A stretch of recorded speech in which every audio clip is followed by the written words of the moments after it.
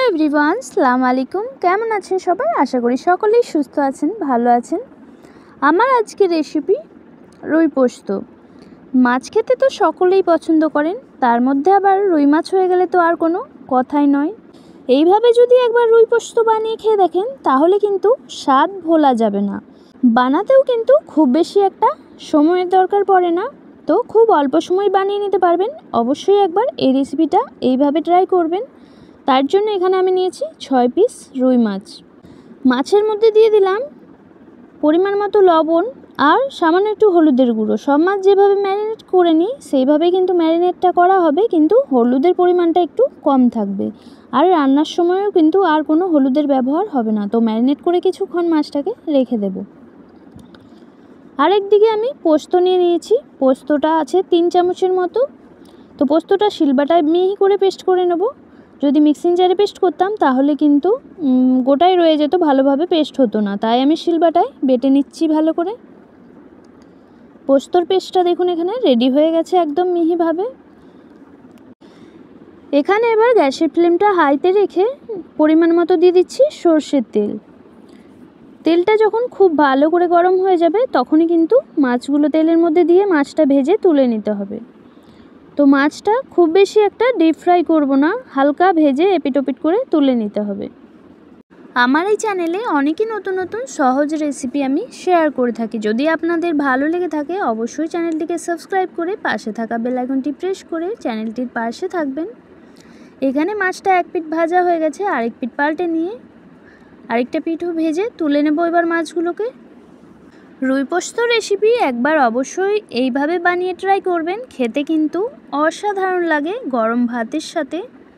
তো মাছগুলো আমি এখানে সব ভাজা হয়ে গেছে, তুলে নিচ্ছি এক এক করে। তারপর বাকি তেলেই রান্নাটা করে নেব। এখানে ফোড়নে দিচ্ছি তেজপাতা দুটো আর দুটো এলাচ দিয়েছি। আর এখানে 3টে মিডিয়াম সাইজের পেঁয়াজ কেটে রেখেছিলাম। পেঁয়াজটা দিয়ে কিছুক্ষণ নাড়াচাড়া করে পেঁয়াজটাকে ভেজে নিতে হবে। পেঁয়াজের কালারটা একটু চেঞ্জ হয়ে গেলে তারপরে দিতে হবে মশলা। তো মশলার মধ্যে আমি এখানে আদা রসুন কাঁচা লঙ্কা বাটা দিচ্ছি 3 টেবিল চামচের মতো, আর দেব লবণ স্বাদ মতো। তো এখানে আদার্স কোনো আমি আর মশলা দিচ্ছি না, যেহেতু আমি পোস্ত দিয়ে বানাবো রুই মাছটা, তাই আমি আদার্স কোনো আর মশলার ইউজ করছি না। এখানে দিয়ে মশলাটাকে কিছুক্ষণ কষিয়ে নেব। আদা রসুনের যে কাঁচা স্মেলটা থাকে সেটা যাতে ভালো করে চলে যায়। তারপরে দিয়ে দিতে হবে টমেটো। এই টমেটোটা আমি পেস্ট করে নিয়েছিলাম, একটা বড় সাইজের টমেটো। দিয়ে টমেটোটাকেও কষিয়ে নেব মশলার সাথে। টমেটোর একটা কাঁচা স্মেল থাকে সেটা যাতে চলে যায়। তো কিছুক্ষণ ভালো করে কষিয়ে নিচ্ছি আমি। যখন কষানো হয়ে যাবে মশলা থেকে তেল ছেড়ে দেবে তখন দিয়ে দিতে হবে পোস্তর বাটা। তো এখানে পোস্ত বাটাটা দিয়ে সামান্য একটু জল দিয়ে দিলাম বাটিটা ধুয়ে। এবার এখানে জলটা দেওয়ার পর নাড়াচাড়া করে কিছুক্ষণ 1-2 মিনিটের মতো ভেজে নিতে হবে। যে জলটা দিলাম সেটাও টেনে যাবে আর পোস্তটাও ভাজা হয়ে যাবে। তো পোস্তটাকে খুব বেশি ভাজা চলবে না, তাতে কিন্তু পোস্তর যে একটা স্বাদ পাওয়া যায় সেটা কিন্তু আর পাওয়া যাবে না। তাই 1-2 মিনিটের মতো আমি ভেজে নিয়েছি এখানে। এবার গ্রেভির জন্য আমাকে জল দিয়ে দিতে হবে। এখানে আমি চিনি দিচ্ছি একটু স্বাদটাকে ব্যালেন্সে রাখার জন্য, চিনিটা আপনারা স্কিপ করতে পারেন। এবার দিয়ে দেবো পরিমাণ মতো জল। তো এখানে 2 বাটি আমি জল দেব, ছোট বাটি করে। মাছের পরিমাণ অনুযায়ী আমি গ্রেভিটা রাখলাম, খুব বেশি একটা গ্রেভি করব না এই রেসিপিতে।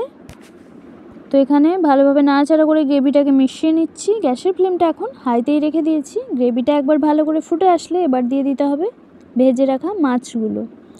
তো সব মাছগুলো আমি দিয়ে দিচ্ছি গ্রেভির মধ্যে। দিয়ে ভালোভাবে নাড়াচাড়া করে মাছগুলোকে গ্রেভির মধ্যে ডুবিয়ে দিতে হবে। দিয়ে ভালো করে 2-3 মিনিটের মতো ফুটিয়ে নিতে হবে, তাহলে কিন্তু আমাদের রুই পোস্ত রেসিপি রেডি হয়ে যাবে। তো শেষে এখানে চিড়ে রাখা কাঁচা লঙ্কা কয়টা আমি দিয়ে দিচ্ছি, তাতে স্বাদটা কিন্তু ফ্লেভারটা খুবই ভালো আসবে। তো এবার গ্যাসের ফ্লেমটা অফ করে দিয়ে কিছুক্ষণ রেস্টে রেখে দিতে হবে। তারপরে গরম গরম ভাতের সাথে সার্ভ করে নিতে হবে। খেতে কিন্তু অসাধারণ লাগে এই রুই পোস্ত রেসিপি। অবশ্যই বাড়িতে একবার এই পদ্ধতিতে বানিয়ে দেখবেন, বানাতেও কিন্তু বেশি একটা সময় লাগবে না। তো তো কেমন লাগলো আমার রেসিপিটা আমাকে কমেন্ট বক্সে অবশ্যই জানাবেন। আর চ্যানেলটিতে নতুন হয়ে থাকলে চ্যানেলটি সাবস্ক্রাইব করে পাশে থাকা বেল আইকনটি প্রেস করে দেবেন পরবর্তী আর নতুন নতুন রেসিপি দেখার জন্য। আমি আবারও হাজির হয়ে যাব নতুন কোনো একটা রেসিপির সাথে। আল্লাহ হাফিজ।